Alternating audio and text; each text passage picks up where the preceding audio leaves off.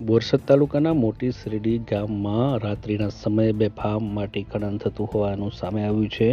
ખાણ ખનીજ વિભાગની રહેમ નજર હેઠળ બેફામ બન્યા ભૂમાફિયાઓ.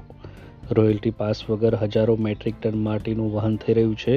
રાત્રિના સમયે થઈ રહેલું માટી ખનન શંકાના દાયરામાં છે, કારણ કે દરરોજ માત્ર સાંજના સમયે જ માટી ખનન કરવામાં આવી રહ્યું છે. રાત્રિના સમયે મોટી શેરડીથી માટી ખનન કરીને બોરસદ તારાપુર રોડ પર માટી નાખવામાં આવી રહી છે. રોડ પર બેફામ ડમ્પરો દોડી રહ્યા છે. ફૂલ લાઇટ અને સ્પીડમાં દોડતા ડમ્પરોથી નાના વાહન ચાલકોને જીવનું જોખમ જોવા મળી રહ્યું છે અને ગમે ત્યારે અકસ્માત સર્જી શકે છે. અમારા વિશ્વસનીય સૂત્રો પાસેથી મળતી માહિતી મુજબ આ બેફામ માટીનું ખનન કરતા વિક્રમ ભરવાડ અને ભાનુ ભરવાડ ભૂમાફિયાઓ માથાભારે હોવાનું જાણવા મળ્યું છે અને કોઈપણ જાગૃત નાગરિક કે પત્રકાર આ લોકો સામે અવાજ ઉઠાવી શકતા નથી.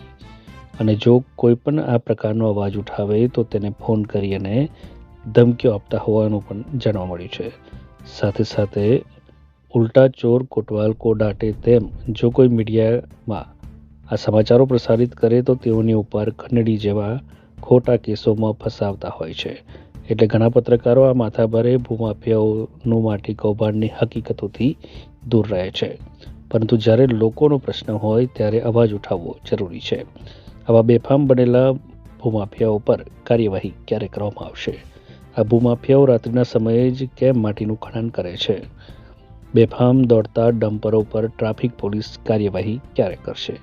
ખાણ ખનીજ વિભાગ ક્યારે જાગશે? તેવા અનેક પ્રશ્નો છે.